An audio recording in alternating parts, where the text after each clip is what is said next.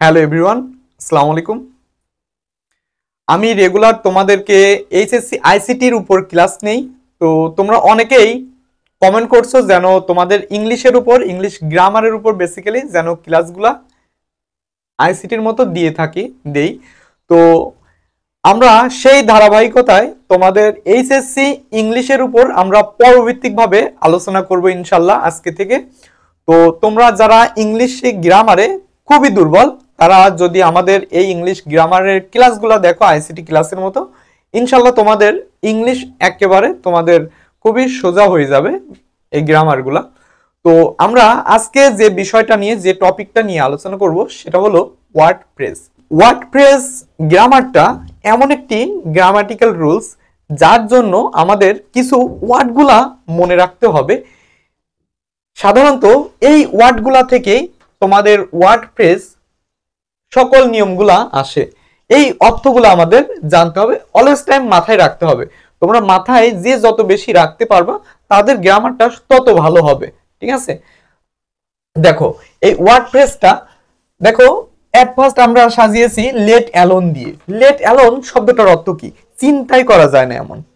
মানে লেট অ্যালোনটার দ্বারা কি চিন্তাই করা যায় না এমন, মানে এমন একটা ব্যক্তির দ্বারা মনে করো একটা স্বাভাবিক কাজ করা সম্ভব না, অথচ তার থেকে একটা ভালো কাজ করে ফেলবে। এটা কি চিন্তা করা যায়? চিন্তাই করা যায় না এমন।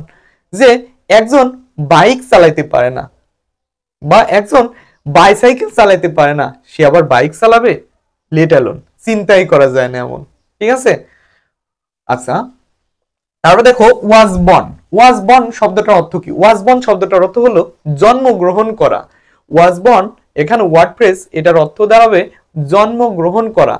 দেখো কোনো একটা কবি বা দার্শনিকের নাম আছে, ঠিক আছে, এবং একটা নির্দিষ্ট একটা ডিস্ট্রিক্ট আছে বা জায়গা আছে, লোকেশন আছে, যেটাই বলো, এবং মিডিলে ফাঁকা ঘর আছে আর সাইডে জন্ম সাল দেওয়া আছে।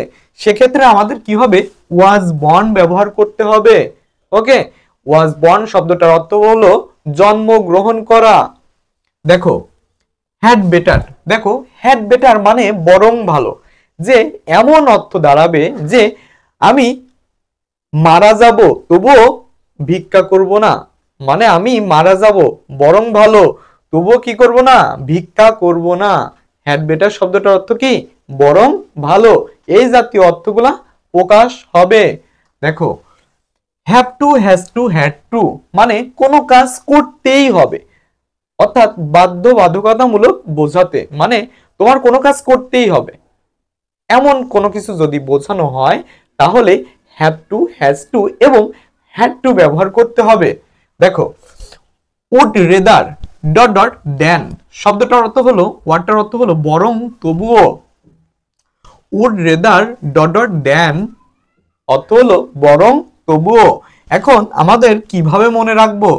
এইটা মনে রাখবো, আমাদের মিডিলে ফাঁকা ঘর থাকবে এবং ফাঁকা ঘরের পাশে আমাদের দেন থাকবে। কি থাকবে? দেন। ঠিক আছে, তো এইটা দেখে আমরা বুঝতে পারবো উড রেদার ডট ডট দেন হবে। তবে এই ওয়ার্ড ফ্রেজ তোমাদের মনে রাখতে হলে এই ওয়ার্ডগুলা মনে রাখতে হবে, এক নাম্বার। আর দ্বিতীয়ত তোমরা যে প্যাসেজটা পড়বা, প্যাসেজটার অর্থ তোমাদের জানতে হবে। ওকে, মানে এই দুইটা কাজ কিন্তু তোমাদের করতেই হবে। তার মানে কি, এই জাতীয় যদি কোনো সেন্টেন্স তোমাদের সামনে আসে তাহলে ব্যবহার করতে হবে হ্যাভ টু, হ্যাজ টু এবং হ্যাড টু। কারণ আমরা জানি কি, have to, has to, had to মানে কোনো কাজ করতেই হবে।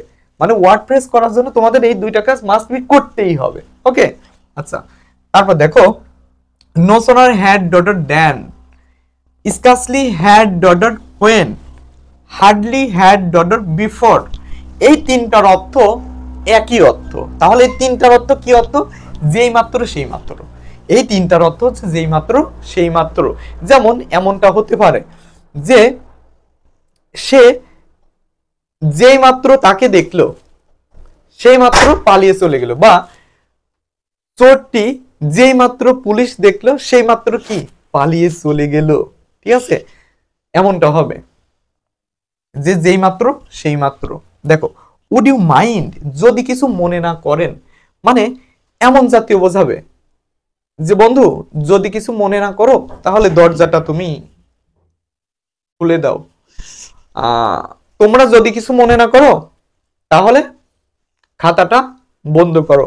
না, বন্ধ করতে বলছি না, কিন্তু তোমাদের বলছি না। আচ্ছা, মানে এই রকম জাতীয় কোনো অর্থ বোঝাবে যে উড ইউ মাইন্ড যদি কিছু মনে না করেন, যে সাধারণত তোমাদের নিয়মের মধ্যে এটা আসে, উড ইউ মাইন্ড যদি কিছু মনে না করেন টেকিং এ কাপ অফ টি, অর্থাৎ এক কাপ চা নেন, মানে তাকে চাও দেওয়া হচ্ছে, আবার যদি কিছু মনে না করেন, ঠিক আছে, উড ইউ মাইন্ড যদি কিছু মনে না করেন টেকিং এ কাপ অফ টি।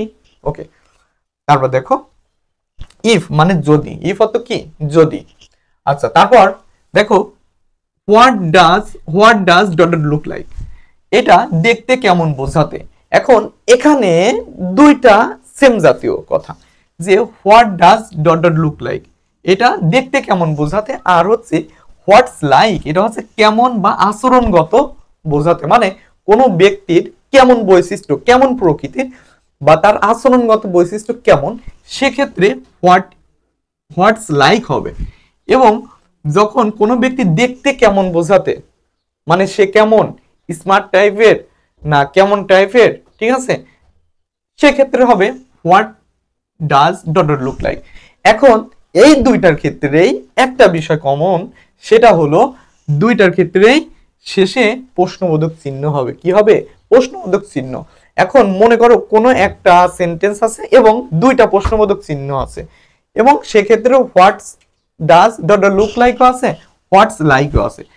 তখন আমরা কিভাবে বুঝতে পারবো? যেহেতু অর্থ সেম ক্যাটাগরি, সেক্ষেত্রে বুঝবো এমন ভাবে যে যেখানে হোয়াটস লাইক হবে সেখানে আর কোনো শূন্য স্থান হবে না, একটাই। আর যেখানে হচ্ছে what does that look like হবে, what does that look like হবে, সেক্ষেত্রে দুইটা। ওকে, কিন্তু প্রশ্নবোধক চিহ্ন কয়টা? দুইটা। আচ্ছা, হোয়াট ইফ মানে ভয়ের আশঙ্কা আছে বোঝাতে, মানে তুমি এমন একটা জায়গায় গেছে, এমন একটা প্লেসে গেছে, বা এমন ব্যক্তিদের সঙ্গে দেখা সাক্ষাৎ করবা, মানে তোমার একটা ভয় ভীতি জড়তা কাজ করছে, মানে কোনো কাজ ভয়ের আশঙ্কা বোঝাবে হোয়াট ইফ। এখানেও কি হবে? কোশ্চেন মার্ক হবে, প্রশ্নবোধক চিহ্ন হবে। আচ্ছা, তারপর আমাদের আরো কিছু ওয়ার্ড ফ্রেজের জন্য গুরুত্বপূর্ণ ওয়ার্ডগুলা, সেটা হলো অ্যাজ সুন অ্যাজ মানে যত তাড়াতাড়ি সম্ভব, ঠিক আছে। অ্যাজ সুন অ্যাজ শব্দটার অর্থ কি? যত তাড়াতাড়ি সম্ভব।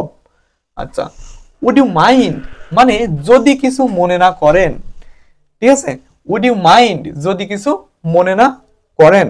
আচ্ছা, এই ক্ষেত্রে আমাদের সেন্টেন্সটা সাধারণত হয়ে থাকে এমন যে উড ইউ মাইন্ড যদি কিছু মনে না করেন টেকিং এ কাপ অফ টি, অর্থাৎ যদি কিছু মনে না করেন এক কাপ চা নেন। ওকে, অর্থাৎ ভার্বের সাথে কি হবে? আইএনজি হবে। ওকে, দেখো ইট ইজ হাই টাইম, এটাই উপযুক্ত সময়, মানে এমন একটা উপযুক্ত সময়কে মেনশন করছে যে তোমার এটাই উপযুক্ত সময় তোমার এই কাজটা করার, এটাই উপযুক্ত সময় তোমার বদ অভ্যাস ত্যাগ করার, যে ইট ইজ হাই টাইম এটাই উপযুক্ত সময়। তারপর কি হবে? সাবজেক্ট হবে, তারপর ভার্বের পাস্ট পার্টিসিপল ফর্ম হবে, তারপর বাকি অংশ, যে ইট ইজ হাই টাইম এটাই উপযুক্ত সময়, you changed your bad habit. It is high time এটাই উপযুক্ত সময়, যে চেঞ্জড ইওর ব্যাড হ্যাবিট এটাই উপযুক্ত সময় তোমার বদ অভ্যাস ত্যাগ করার। ওকে, ইট মানে কি? ইহা। আচ্ছা, অ্যাজ ইফ বা অ্যাজ দো মানে এটার অর্থ হচ্ছে এমন ভাব যেন, মানে এমনটা হবে। হি টক্স অ্যাজ ইফ সে কথা বলে যেন, হি নো এভরিথিং সে সব জানে, হি টক্স অ্যাজ ইফ সে কথা বলে যেন, হি ওয়ার ম্যাড সে একজন কি? পাগল, মানে সে এমন ভাবে কথা বলে মনে হয় সে পাগল, এমন ভাবে কথা বলে যেন সে সব জানে। তো এই হচ্ছে বন্ধুরা আমাদের ওয়ার্ড ফ্রেজের জন্য যে সকল ওয়ার্ডগুলা মোস্ট ইম্পর্টেন্ট, এবং এইগুলো যদি তোমরা আয়ত্ত করতে পারো তাহলে তোমাদের ওয়ার্ড ফ্রেজ থেকে ইনশাল্লাহ আর কোনো প্রকার সমস্যা হবে না। তো দেখা হবে নতুন কোনো একটা ভিডিওতে। সে পর্যন্ত তোমরা সবাই ভালো থাকো, সুস্থ থাকো এবং আমাদের কেয়ারিং টিচিং সেন্টারের পাশে থাকো।